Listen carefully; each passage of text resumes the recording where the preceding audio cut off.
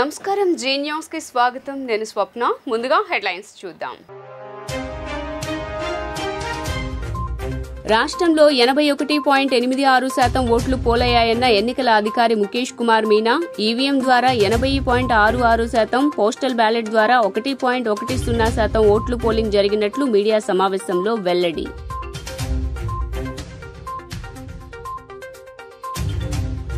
రేపటి నుంచి AP EAP set పరీక్ష నిర్వహణ ఏపీ ఉన్నత విద్యామండలి చైర్మన్ హేమచంద్రారెడ్డి వెల్లడి. ఏపీ ఈఏపీ సెట్ 2024ను బైపీసీకి మే 16 నుంచి 17 వరకు 5 సెక్షన్లలో, ఎంపీసీకి మే 18 నుంచి 23 వరకు 9 సెషన్లలో పరీక్షలు నిర్వహించనున్నట్లు ప్రకటన.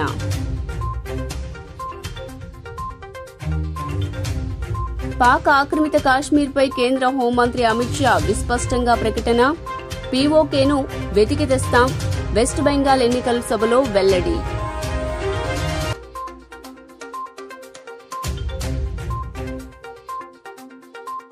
రాష్ట్రంలో మరోసారి అధికారంలోకి వచ్చేది వైసీపీనే. మంత్రి మేరుగ నాగార్జున ధీమా. పేదలు పెత్తందారుల మధ్య జరిగిన యుద్దంలో నిజమైన నాయకుడికి ప్రజలు పట్టం కట్టబోతున్నారంటూ వ్యాఖ్యలు. ఇక డీటెయిల్స్ చూస్తే ఆంధ్రప్రదేశ్లోని తాడేపల్లిలో 41 రోజులుగా 45 మంది వేద పండితులతో నిర్వహించిన శ్రీ మహారుద్ర సహిత రాజశ్యామల సహస్ర చండీ యాగం పూర్తయింది. ఈ సందర్భంగా ముఖ్యమంత్రి జగన్ నివాసంలో సీఎం వైఎస్ జగన్ కు తీర్థ ప్రసాదాలు అందజేసి వేద ఆశీర్వచనాన్ని ఇచ్చారు వేద పండితులు. బ్రహ్మశ్రీ నల్లపెద్ది శివరామ ప్రసాద్ శర్మ ఆధ్వర్యంలో డాక్టర్ ఆరిమండ వరప్రసాద్ రెడ్డి, విజయశారదారెడ్డి దంపతులు, రక్షా ఫౌండేషన్ వ్యవస్థాపకుడు పడమట సురేష్ బాబు సహకారంతో సహస్ర చండీ యాగం నిర్వహించారు. జగన్ ప్రజాహిత పాలన కొనసాగాలని, ఆయనకు విజయం చేకూరాలని ఆకాంక్షించారు.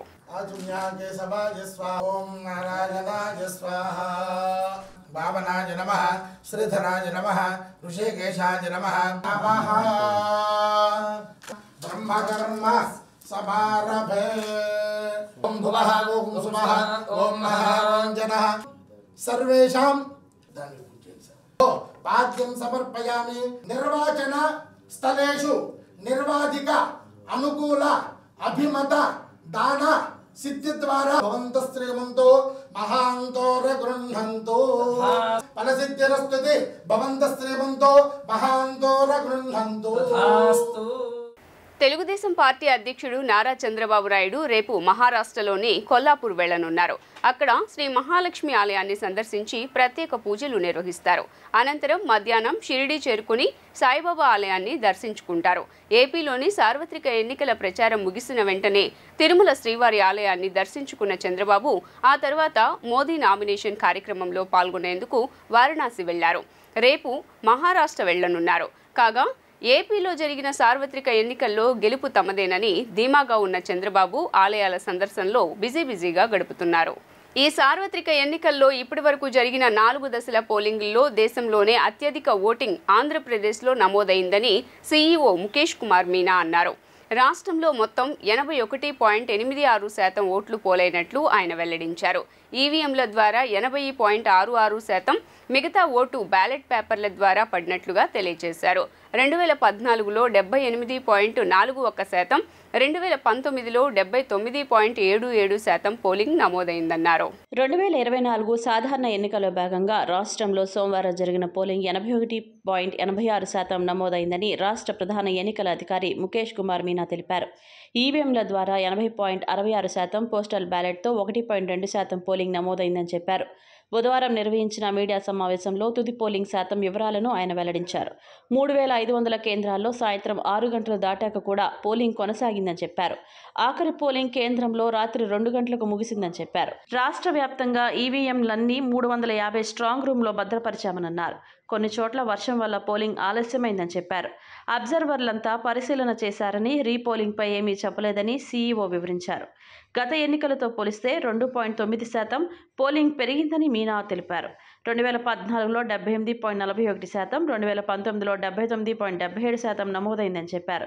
ఈ ఎన్నికల్లో అత్యధికంగా దర్శి అసెంబ్లీ నియోజకవర్గంలో 90.91%, అత్యల్పంగా తిరుపతిలో 63.32% నమోదైనట్లు వివరించారు. లోక్సభ స్థానాల్లో అత్యధికంగా ఒంగోలులో 87.06%, అత్యల్పంగా విశాఖ లోక్సభలో 71.11% పోలింగ్ నమోదైనట్లు సీఈఓ చెప్పారు. Major stage of the election is over with the polling on 13th. 13th polling, because of the high interest of the electors to come to vote, not only from the state but other states and then other countries also.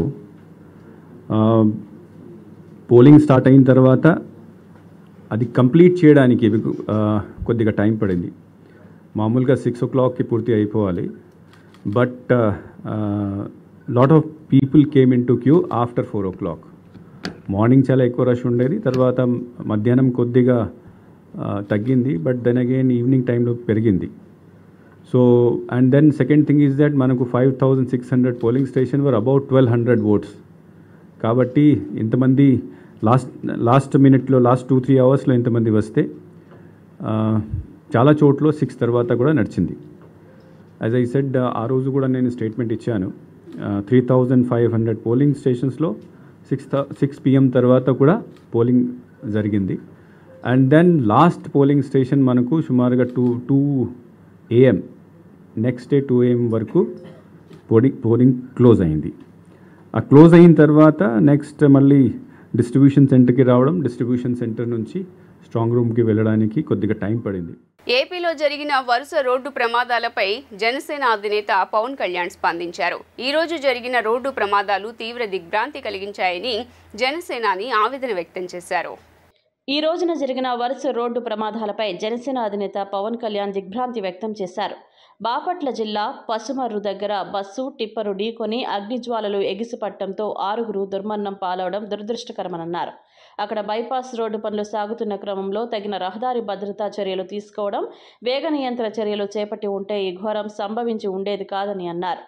అలాగే doctor BR Ambedkar Konaseema జిల్లాలో ఊడిమూడి దగ్గర RTC bus ఢీకొనడంతో 4 జట్టు కూలీలు మృత్యువాత పట్టడం బాధాకరమని ఆవేదన వ్యక్తం చేశారు. మృతుల కుటుంబాలకు పవన్ తన ప్రగాఢ సానుభూతి తెలియజేశారు. రహదారి ప్రమాదాల్లో మృతి చెందిన వారి కుటుంబాలను ప్రభుత్వం అన్ని విధాలుగా ఆదుకోవాలన్నారు. అలాగే క్షతగాత్రులకు మెరుగైన వైద్య సేవలు అందించాలని జనసేనాని పవన్ కళ్యాణ్ డిమాండ్ చేశారు. రేపటి నుంచి ఏపీ ఈఏపీ సెట్ పరీక్ష నిర్వహించనున్నట్లు ఏపీ ఉన్నత విద్యా మండలి చైర్మన్ హేమచంద్రారెడ్డి తెలిపారు. ఏపీ ఈఏపీ సెట్ 2024ను బైపీసీకి మే 16 నుంచి 17 వరకు 5 సెషన్లలో నిర్వహించనున్నామన్నారు. ఎంపీసీకి మే 18 నుంచి 23 వరకు 9 సెషన్లలో పరీక్షల నిర్వహణ ఉంటుందన్నారు. 142 సెంటర్లలో పరీక్షల నిర్వహణ జరుగుతుందని వెల్లడించారు. తెలంగాణలో ఎల్బీ నగర్, సికింద్రాబాద్లో సెంటర్లు ఏర్పాటు చేసినట్లుగా హేమచంద్రారెడ్డి వెల్లడించారు. సత్యనారాయణపురం రైల్వే కాలనీలో ఎన్నో ఏళ్లుగా ఉన్న రహదారులకు అడ్డుగా అధికారులు గోడలు నిర్మించారు. దీని కారణంగా అనేక మంది ప్రజలు తీవ్ర ఇబ్బందులు పడుతున్నారు. ఈ గోడ కారణంగా కిలోమీటర్లన్నర ఎక్కువగా ప్రయాణించి బీఆర్టీఎస్ రోడ్డు చేరుకోవాల్సిన పరిస్థితి ఏర్పడిందని స్థానికులు ఆవేదన వ్యక్తం చేస్తున్నారు. సత్యనారాయణపురం రైల్వే కాలనీలో ఏళ్లుగా రహదారులుగా ఉన్న ప్రాంతాల్లో అధికారులు అడ్డంగా గోడలు నిర్మించారు. అలాగే శ్రీనగర్ కాలనీలో లక్ష్మీనగర్లోనూ రహదారులకు అడ్డంగా గోడలు నిర్మించారు. దీనివల్ల వేలాది మంది ప్రజలు తీవ్ర ఇక్కట్లు ఎదుర్కొంటున్నారు. శ్రీనగర్ కాలనీ, లక్ష్మీనగర్, ముత్యాలంపాడు, మరోవైపు అజిత్ సింగ్ నగర్, పాయకాపురం ప్రాంతాల నుంచి బీఆర్టీఎస్ రహదారికి వచ్చేవారు, పాఠశాలలు, కళాశాలలకు వెళ్లే విద్యార్థులు అవస్థలు పడుతున్నారు. గోడలు నిర్మించవద్దని పలువురు విజ్ఞప్తులు చేసినా పట్టించుకోలేదు. ఈ విషయంలో ప్రజాప్రతినిధులు సైతం న్యాయం చేయలేకపోయారు. 40 సంవత్సరాల నుంచి ఇక్కడ మన జనాలు అటు ఇటు వెళ్ళడానికి కానివ్వండి, ఇబ్బంది లేకుండా అందరూ వెళ్ళడం జరుగుతుంది. ఈ మధ్య 1 సంవత్సరం 2 నెలలు అవుతుందండి రైల్వే వాళ్ళ ప్రొటెక్షన్ అని చెప్పేసి జనాలను ఇబ్బంది పెడుతూ చుట్టూరు గోడలు కట్టేసి ఎవరిని వెళ్ళనివ్వకుండా చాలా ఇబ్బంది పెడుతున్నారు సార్. దాన్ని దయచేసి జనాలందరూ శుభ్రంగా వీలుగా అటు ఇటు వెళ్ళడానికి అవకాశం ఉండేట్లుగా ఉంచాలని కోరుకుంటున్నానండి. అజిత్ సింగ్ నగర్, పాయకాపురం తదితర ప్రాంతాల నుంచి వచ్చేవారు గవర్నమెంట్ ప్రెస్ పక్క నుంచి శ్రీనగర్ కాలనీ మీదుగా రైల్వే కాలనీలోకి వెళ్తారు. బీఆర్టీఎస్ రహదారిలోకి వెళ్లేవారు దూరం తగ్గడంతో పాటు ట్రాఫిక్ ఇబ్బందులు తప్పేవి. ఇలా నిత్యం వందలాది మంది ప్రయాణించేవారు. ప్రస్తుతం అడ్డంగా గోడలు ఉండడంతో అజిత్ సింగ్ నగర్ నుంచి వచ్చే శ్రీనగర్ లక్ష్మీనగర్ వారు చుట్టూ తిరిగి వెళ్లాల్సి వస్తోందని స్థానికులు వాపోతున్నారు. దీనివల్ల కిలోమీటర్న్నరకు పైగా దూరం పెరుగుతుందని ప్రజాప్రతినిధులు రైల్వే అధికారులతో మాట్లాడి రహదారికి ఇబ్బందులు లేకుండా చూడాలని విజ్ఞప్తి చేశారు. ఈ గోడ వలన చాలామంది స్కూల్ పిల్లలు కానీ స్కూల్ క్యారేజ్ తీసుకెళ్లే వాళ్ళు కానీ చాలామంది చాలా ఇబ్బందులు పడుతున్నారు. దీనివల్ల చుట్టూ దాదాపు 1.5 కిలోమీటర్ తిరిగి వెళ్ళాల్సి వస్తుంది. బండ్లు ఉన్న వాళ్ళు అంటే ఏదో రకంగా వెళ్తున్నారు, కానీ నడిచి వెళ్ళే వాళ్ళు మాత్రం బాగా ఇబ్బంది పడుతున్నారు. దయచేసి ఈ గోడ కొంచెం తీసే విధంగా కోరుకుంటున్నాం. ఆంధ్రప్రదేశ్ రాష్ట్రంలో మరోసారి వైసీపీ అధికారంలోకి వస్తుందని తెలిపారు. ఇది పేదలకు పెత్తందారులకు మధ్య జరిగిన యుద్ధం. ప్రజలు నిజమైన నాయకుడికి పట్టం కట్టబోతున్నారని ధీమా వ్యక్తం చేశారు. ఈ మేరకు మీడియా సమావేశంలో మేరుగు నాగార్జున మాట్లాడుతూ జూన్ 4వ తేదీన వైసీపీ సునామీ రాబోతుందని ఊహించిన చంద్రబాబు ఫ్రస్ట్రేషన్లోకి వెళ్లాడన్నారు. ఇందులో భాగంగా పల్నాడు జిల్లాలో వైసీపీ నేతలపై దాడులు చేస్తున్నారని, సమస్యాత్మక ప్రాంతాల్లో సెక్యూరిటీ పెంచాలని కోరినా కూడా ఎన్నికల కమిషన్ పట్టించుకోలేదని ఆయన మండిపడ్డారు.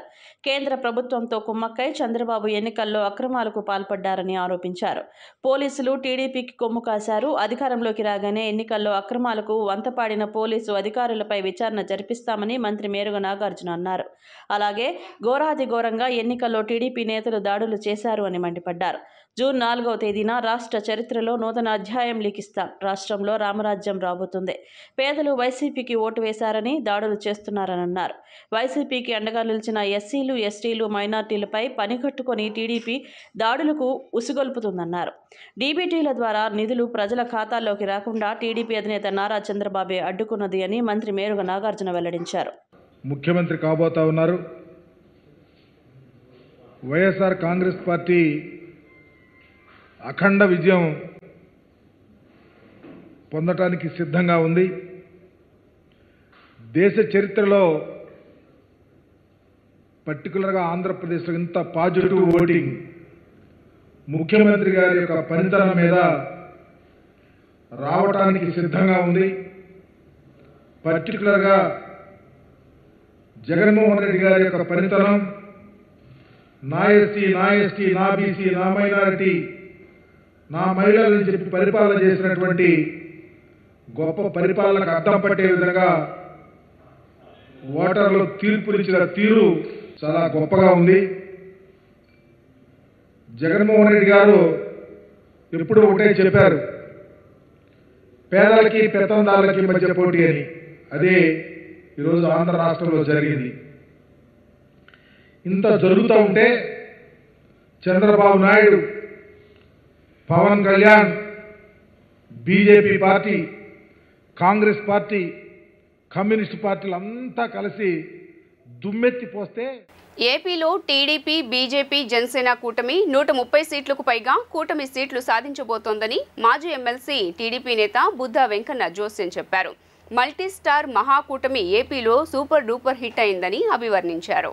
మాజీ ఎమ్మెల్సీ టీడీపీ నేత బుద్ధా వెంకన్న ఆయన కార్యాలయంలో విలేకరుల సమావేశం జరిపారు. ఈ సందర్భంగా ఆయన మాట్లాడుతూ 2019లో జగన్ను గెలిపించేందుకు బారులు తీరిన ప్రజలు 5 ఏళ్లు ఇబ్బంది పడి 2024 ఎన్నికల్లో చంద్రబాబును గెలిపించేందుకు బారులు తీరారని, జగన్ను ఓడించాలని ప్రజలు వివిధ ప్రాంతాల నుంచి కూడా లక్షల సంఖ్యలో తరలి వచ్చారని తెలిపారు. జగన్కు ఇచ్చిన అవకాశం దుర్వినియోగం చేసి ప్రజలను ఇబ్బందులకు పెట్టారని, 2019లో 79% పోలైతే నేడు ప్రజల్లో చైతన్యం వచ్చి 81% ఓట్లు పోలయ్యాయని అన్నారు. చంద్రబాబు 4వసారి ముఖ్యమంత్రిగా అమరావతి వేదికగా ప్రమాణ స్వీకారం చేయడం తథ్యమని ధీమా వ్యక్తం చేశారు. వైసీపీ గెలుస్తుంది, జగన్ విశాఖలో ప్రమాణ స్వీకారం చేస్తారని బొత్స, సజ్జల, మేకపోతు గాంభీర్యం ప్రకటిస్తున్నారని ఎద్దేవా చేశారు. చంద్రబాబు వంటి నాయకుడిని అన్యాయంగా జైల్లో పెట్టారని, కక్షతో ప్రజలు జగన్కు ఓడించాలని ఓట్లు వేశారని, సైకిల్పై పడిన ప్రతి ఓటు చంద్రబాబును చూసి ప్రజలు వేశారని, రాక్షస పాలన అంతం చేసేందుకు భువనేశ్వరి, బ్రాహ్మణీలు కూడా ప్రజల్లోకి వచ్చారని, వేష బేషరతుగా మద్దతు పలికి వైసీపీ వ్యతిరేక ఓటు చీలనివ్వకుండా పాత్ర పోషించిన పవన్ కళ్యాణ్కు ధన్యవాదాలు తెలిపారు. మహాకూటమి 130కి పైగా సీట్లు వస్తాయి. చంద్రబాబు ముఖ్యమంత్రిగా రాష్ట్రాన్ని అభివృద్ధి చేస్తారని అన్నారు. విజయవాడ పశ్చిమ నియోజకవర్గంలో సుజనా చౌదరి 40,000 ఓట్ల మెజారిటీతో గెలుస్తున్నారని, జూన్ 4న వెలువడే ఫలితాలు చూశాక మరింత ఆశ్చర్యపోతారని అన్నారు. ఎం అంటే మోదీ గారు, సి అంటే చంద్రబాబు గారు, పి అంటే పవన్ కళ్యాణ్ గారు. ఈ ఎంసీపీ మల్టీ స్టార్ మహాకూటమి ఆంధ్రప్రదేశ్ లో సూపర్ డూపర్ హిట్. ఆంధ్రప్రదేశ్ లో ఈ ఎంసీబీ మహాకూటమి 130 సీట్లు పైగా గెలవబోతుంది. 2014లో తెలుగుదేశం పార్టీ 104 సీట్లు వస్తే దాన్ని కూడా క్రాక్ చేయబోతుంది. దానికి ఉదాహరణకి 2019లో ఎలాగైతే జగన్మోహన్ రెడ్డిని గెలిపించడానికి బారులు తీరారో, ఇలాంటి మనం గెలిపించామని 2024లో అర్ధరాత్రి వరకు బారులు తీరడమే కాకుండా పక్కన ఉన్నటువంటి రాష్ట్రం తెలంగాణ, ఇటు పక్కన ఉన్నటువంటి రాష్ట్రం కర్ణాటక బెంగళూరు, మరో పక్కన ఉన్నటువంటి రాష్ట్రం తమిళనాడు మెడ్రాసు ఖాళీ అయిపోయి ఎప్పుడూ లేని విధంగా బస్సులు కూడా పెట్టడం జరిగింది ఆర్టీసీ. అంటే ఇదంతా కూడా జగన్మోహన్ రెడ్డి మీద ప్రజలకు ఉన్నటువంటి కక్ష, జగన్మోహన్ రెడ్డి పరిపాలన మీద ప్రజలకు ఉన్నటువంటి కక్ష, జగన్మోహన్ రెడ్డి చేసినటువంటి చేష్టల మీద ప్రజలకు ఉన్నటువంటి కక్ష. ఏ రోజైతే 151 సీట్లు ప్రజలు జగన్మోహన్ రెడ్డికి ఇచ్చారో దాన్ని సద్వినియోగం చేసుకోకుండా దుర్వినియోగం చేసుకున్నాడు. కాబట్టి ప్రతి ఒక్కరు కూడా ఈ రాష్ట్రానికి చంద్రబాబు నాయుడు గారి సేవలు అవసరమా అని ప్రతి ఒక్కరూ వచ్చి ఓటు వేశారు. ఎన్నికల కమిషన్ ఇచ్చింది 2019లో ఆంధ్రప్రదేశ్లో 79% పోలైంది. ఇవాళ 80% 80+6% పోలైంది. అంటే జగన్మోహన్ రెడ్డి మీద వ్యతిరేక ఓట్లు పన్నిగట్టుకొని పొద్దు నుంచి ఎప్పుడూ లేరు. 5-6 గంటలు లైన్లో నుంచున్నారు. ఇదివరకు ఎలా ఉన్నదంటే ఖాళీగా ఉన్న టైంలో ఓటు వేసేవాళ్ళు. అరే 5-6 గంటల నుంచుంటే జగన్మోహన్ రెడ్డి రాష్ట్రం నుంచి వెళ్ళిపోతాడే, ఈ 5-6 గంటలు మనం ఎందుకు కష్టపడకూడదు ఈ రాష్ట్రం గురించి, చంద్రబాబు నాయుడు గారు ఆ వయసులో కూడా ఈ రాష్ట్రం గురించి ఇంత కష్టపడుతున్నాడు, మనం ఒక్క 5 గంటలు కష్టపడకూడదా అని లైన్లో నుంచొని 5-6 గంటలు జగన్మోహన్ రెడ్డిని ఓడించారు. విద్యార్థులను చదువుల్లోనే కాకుండా అన్ని రంగాల్లో మేటి విద్యార్థులుగా తీర్చిదిద్దడమే కేబీఎన్ కళాశాల ముఖ్య ఉద్దేశమని కేబీఎన్ కళాశాల ప్రిన్సిపల్ బి నారాయణరావు తెలిపారు. దీనికోసం కళాశాల సిబ్బంది యాజమాన్యం నిరంతరం కృషి చేస్తున్నట్లు తెలియజేశారు. బుధవారం కేబీఎన్ కళాశాలలో నిర్వహించిన మీడియా సమావేశంలో ప్రిన్సిపల్ బి నారాయణరావు మాట్లాడుతూ తమ కళాశాల విద్యార్థులు అన్ని రంగాలలో రాణిస్తున్నారని, తమ విద్యార్థి భరత్ పవర్ లిఫ్టింగ్లో అనేక పతకాలను సాధించాడని తెలిపారు. మొదటిసారిగా 2022లో టర్కీలో జరిగిన ఏషియన్ గేమ్స్లో భారత్ తరపున బ్రాంజ్ మెడల్ సాధించాడని, 2024లో హాంకాంగ్లో జరిగిన ఏషియన్ గేమ్స్లో గోల్డ్ మెడల్ సాధించాడని తెలిపారు. దేశానికి, రాష్ట్రానికి తమ కళాశాల విద్యార్థి భరత్ వల్ల పేరు ప్రఖ్యాతులు రావడం గర్వంగా ఉందన్నారు. భరత్ మాట్లాడుతూ తనలోని క్రీడా స్ఫూర్తిని గుర్తించి కేబీఎన్ కళాశాల యాజమాన్యం తనకు పూర్తి సహాయ సహకారాలు అందించడం వల్లే తాను మెడల్స్ సాధించానని, అందుకు కళాశాల యాజమాన్యానికి కృతజ్ఞతలు తెలిపారు. హేమచంద్రరావు మాట్లాడుతూ క్రీడల పట్ల విద్యార్థులకు ఆసక్తిని పెంచి ఆసక్తి గల వారిని గుర్తించి వారికి పూర్తి సహాయ సహకారాలు అందిస్తే మంచి పథకాలను సాధించడం సులభమవుతుందన్నారు. ఈ కార్యక్రమంలో కళాశాల సెక్రటరీ తూనిగుంట్ల శ్రీనివాస్ తదితరులు పాల్గొన్నారు. మరి ఒక్క చదువులోనూ ఉపాధి అవకాశాల్లోనే కాకుండా అన్ని సమాజ సేవలోనూ అన్ని రంగాల్లో కూడా విద్యార్థిని ఉపాధ్యాయులు అందరికీ కూడా ఇతోధికంగా సేవలు అందిస్తూ మరి సమాజ సేవ చేస్తూ అందులో భాగంగానే విద్యార్థుల్ని అన్ని రంగాల్లో కూడా ప్రతిభావంతులుగా తీర్చిదిద్దడానికి మా వంతు ఎనలేని కృషి చేస్తున్నాం. అందులో భాగంగానే మరి నా పక్కన ఎడం పక్కన కూర్చున్నటువంటి విద్యార్థి భరత్ కుమార్ పవర్ లిఫ్టింగ్లో యూనివర్సిటీ స్థాయిలో, రాష్ట్ర స్థాయిలో, మరి ఇండియా మొత్తం మీద భారతదేశ స్థాయిలో కూడా ఇప్పటికే అనేక అవార్డులు రివార్డులు తీసుకురావటం జరిగింది.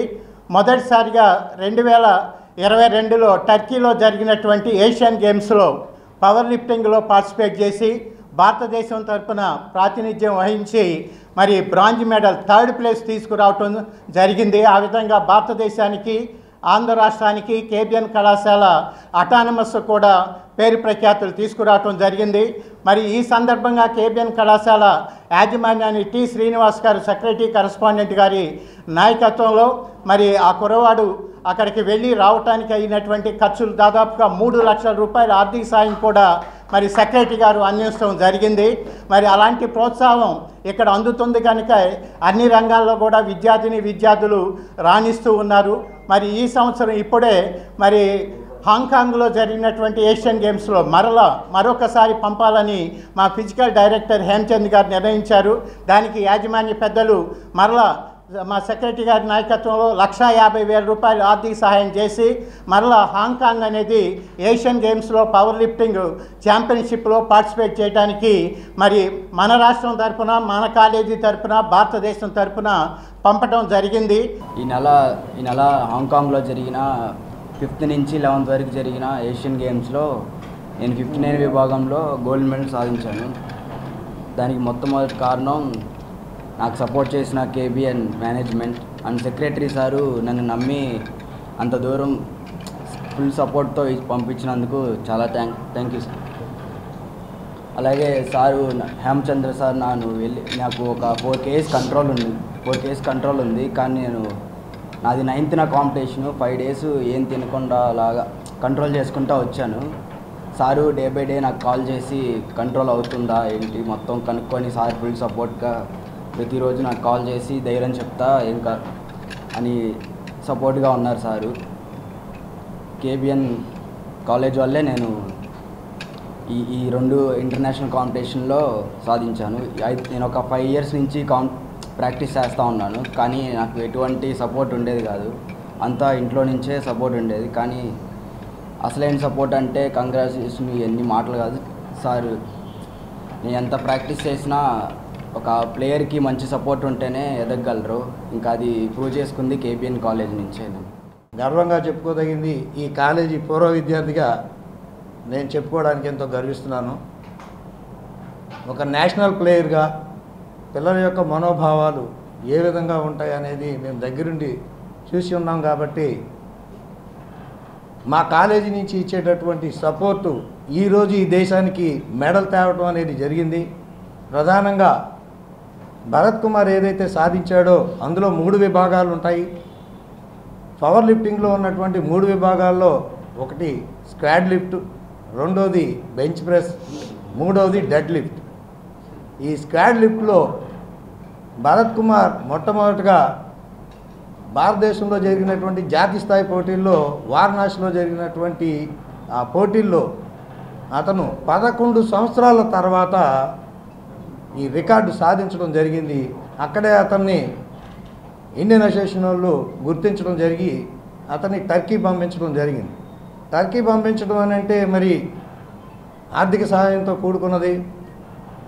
ఎంతో మేము టెన్షన్ పడుతున్న సమయంలో మరి మా యాజమాన్యం, మా సెక్రటరీ అండ్ కరెస్పాండెంట్ శ్రీనివాస్ గారు ఇది తెలిసి మాకు ముందు చెప్పాలి కదా అని చెప్పి మమ్మల్ని మందలించి వెంటనే అతనికి కావాల్సినటువంటి 3 లక్షల ఆర్థిక సహాయాన్ని వెంటనే ఆ అకౌంట్లో వేసి అతన్ని పంపించడం జరిగింది.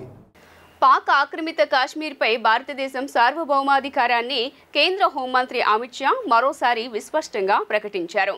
పీఓకే ఇండియాకు చెందినదని, దానిని వెనక్కి తెచ్చుకుంటామని అన్నారు. పశ్చిమ బెంగాల్లోని సెరంపూర్లో బుధవారం నాడు జరిగిన ఎన్నికల ప్రచార సభలో విపక్షాల తీరును ఆయన ఎండగట్టారు. జమ్మూ కాశ్మీర్లో గతంలో శాంతి భద్రతల పరిస్థితి అత్యంత దయనీయంగా ఉండటానికి వారే కారణమని అన్నారు. మోదీ నాయకత్వంలో కాశ్మీర్లో వచ్చిన గణనీయమైన మార్పులను కొనియాడారు. కాశ్మీర్లో ఒకప్పుడు నిత్యం ఆజాదీ నినాదాలు, రాళ్లు రువ్వుకోవటం ఉండేవని, ఇప్పుడు అవన్నీ పాక్ ఆక్రమిత కాశ్మీర్లో చోటు చేసుకుంటున్నాయని తెలిపారు. రాహుల్ బాబా, మమతా దీదీకి భయం ఉంటే భయపడనీయండి, పీఓకే మాత్రం ఇండియాదే, దానిని వెనక్కి తెచ్చుకుంటామని అమిత్ షా నొక్కి చెప్పారు. उनकी वोट बैंक सेरामपुर वालों आप नहीं हो, एक घुसपैठी है उनकी वोट बैंक है, घुसपैठी है इनकी वोट। भाइयों बहनों मुझे बताओ, ये घुसपैठियों के डर से जो राम लल्ला के प्राण प्रतिष्ठा महोत्सव में न जाए उनको वोट दे सकते हैं क्या? जोर से बोलो, दे सकते हैं क्या? भाइयों बहनों, ये लोग इनकी देश की परंपरा से नहीं जुड़े। आज मुझे बताओ सेरामपुर वालों, 370 धारा कश्मीर से हटानी चाहिए थी या नहीं हटानी चाहिए थी? ये कश्मीर जो है हमारा है या नहीं है? जोर से बोलो, है या नहीं है? ममता दीदी कहती है, कांग्रेस कहती है, सिंडिकेट कहती है धारा 370 न हटाई। मैंने पूछा पार्लियामेंट में क्यों न हटाए, तो उन्होंने कहा खून की नदियां बह जाएगी। भाइयों बहनों, ये नरेंद्र मोदी का शासन है, नरेंद्र मोदी का। 5 साल हो गए, खून की नदियां छोड़ो, किसी की कंकर चलाने की हिम्मत नहीं है। कंकर चलाने नरेंद्र मोदी जी ने धारा 370 हटाकर पूरे कश्मीर को हमेशा के लिए भारत के साथ जोड़ दिया। भाइयों बहनों, जब इंडिया अलायंस का शासन था, हमारे कश्मीर में हड़तालें पड़ती थी। आज मोदी जी का प्रभाव देखिए, कश्मीर के भारत के हिस्से में हड़ताल नहीं होती है, पाक ऑक्युपाई कश्मीर में हड़ताल होती है। पाक ऑक्युपाई ఇబ్రహీంపట్నంలో మహిళ ఆత్మహత్య ప్రయత్నం చేసింది. ఇది గమనించిన ఆంజనేయ స్వామి ఆలయ అర్చకుడు తన ప్రాణాలకు తెగించి వీటీపీఎస్ కెనాల్లో పారుతున్న నీటిలోకి దూకి ఆ మహిళను రక్షించాడు. ఆ మహిళకు ప్రథమ చికిత్స అనంతరం ప్రభుత్వ ఆసుపత్రికి ఎన్డీఆర్ఎఫ్ సిబ్బంది తరలించారు. ఎన్టీఆర్ జిల్లా మైలవరం నియోజకవర్గం ఇబ్రహీంపట్నం మండలం తుమ్మలపాలెం గ్రామానికి చెందిన మహిళ ఇబ్రహీంపట్నంలోని వీటీపీఎస్ కెనాల్లో దూకి ఆత్మహత్యాయత్నం చేసింది. ఈ సందర్భంగా అటుగా వెళ్తున్న ఇబ్రహీంపట్నం ఆంజనేయస్వామి ఆలయంలో ప్రధాన అర్చకుడు రవిదత్త మహిళ కాలువలో దూకడం గమనించి ప్రాణాలకు తెగించి ఉధృతంగా ప్రవహిస్తున్న కాలువలో దూకి ఆమెను కాపాడి ఒడ్డుకు చేర్చాడు. ఘటనా స్థలానికి చేరుకున్న ఎన్డీఆర్ఎఫ్ సిబ్బంది ప్రథమ చికిత్స చేసి అనంతరం మెరుగైన వైద్యం కోసం ప్రభుత్వ వైద్యశాలకు తరలించారు. సకాలంలో స్పందించి మహిళ ప్రాణాలు కాపాడేందుకు ప్రాణాలను సైతం లెక్క చేయకుండా సాహసం చేసిన అర్చకుడు రవిదత్తను స్థానికులు ప్రశంసించారు.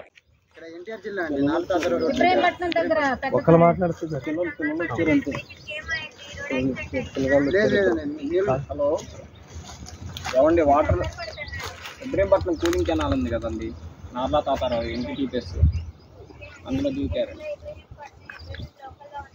లోపలే మేడం.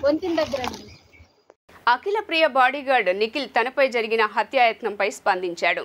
ఏవి సుబ్బారెడ్డి, భూమా కిషోర్ రెడ్డిలే తనపై దాడి చేసినట్లు తెలిపారు. నంద్యాల ఆసుపత్రిలో చికిత్స తీసుకుంటున్న నిఖిల్ ప్లాన్ ప్రకారమే తనను హతమార్చేందుకు ప్రయత్నించారని తెలిపాడు. మంగళవారం రాత్రి అఖిలప్రియ ఇంటి ముందు పహారా కాస్తుండగా వాహనంతో అతివేగంగా వచ్చి తనను ఢీకొట్టారని నిఖిల్ పేర్కొంటున్నారు. వెంటనే ప్రమాదం నుంచి తేరుకుని అక్కడి నుంచి పారిపోతుండగా తలపై రాడ్డుతో విచక్షణారహితంగా కొట్టారని ఆందోళన వ్యక్తం చేశాడు. ఇక నిఖిల్ తలపై బలంగా గాయాలయ్యాయని వైద్యులు వెల్లడించారు. బ్రెయిన్ బ్లడ్ క్లాట్ అయిందా, ఇంకేదైనా ప్రమాదం ఉందా అనే కోణంలో పరీక్షలు చేస్తున్నట్లు వెల్లడించారు. ప్రస్తుతం భూమా అఖిలప్రియ ఇంటి ముందు పోలీసులు భారీగా మోహరించారు. ఇదిలా ఉంటే గతేడాది లోకేష్ యుగళం పాదయాత్రలో ఏవి సుబ్బారెడ్డిపై జరిగిన దాడిలో నిఖిల్ కీలక పాత్ర పోషించాడని, అందుకే ఏవి సుబ్బారెడ్డి వర్గీయులే నిఖిల్ని హతమార్చేందుకు ఈ దాడి చేశారని భూమా వర్గీయులు అనుమానం వ్యక్తం చేస్తున్నారు. ఇందుకు సంబంధించిన మరిన్ని వివరాలు తెలియాల్సి ఉంది.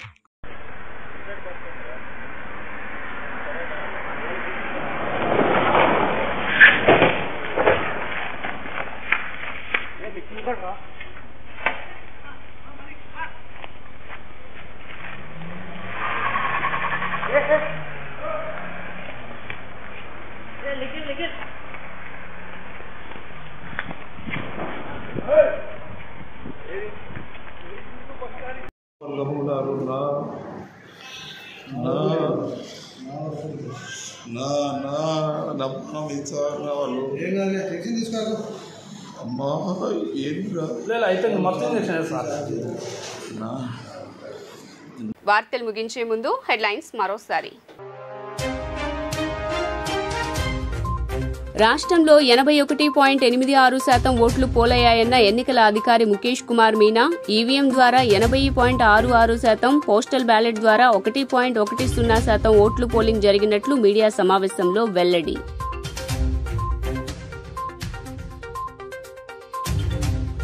రేపటి నుంచి ఏపీ ఈఏపీ సెట్ పరీక్ష నిర్వహణ. ఏపీ ఉన్నత విద్యామండలి చైర్మన్ హేమచంద్రారెడ్డి వెల్లడి. ఏపీ ఈఏపీ సెట్ 2024ను బైపీసీకి మే 16 నుంచి 17 వరకు 5 సెక్షన్లలో, ఎంపీసీకి మే 18 నుంచి 23 వరకు 9 సెషన్లలో పరీక్షలు నిర్వహించనున్నట్లు ప్రకటన.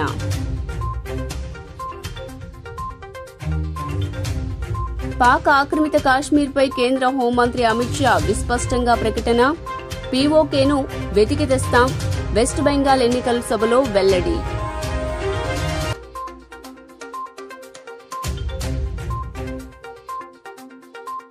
రాష్ట్రంలో మరోసారి అధికారంలోకి వచ్చేది వైసీపీనే. మంత్రి మేరుగ నాగార్జున ధీమా. పేదలు పెత్తందారుల మధ్య జరిగిన యుద్ధంలో నిజమైన నాయకుడికి ప్రజలు పట్టం కట్టబోతున్నారంటూ వ్యాఖ్యలు. జీ న్యూస్ ఇంతటితో సమాప్తం. తిరిగి వార్తల్లో మళ్ళీ కలుద్దాం. అంతవరకు సెలవు. నమస్కారం.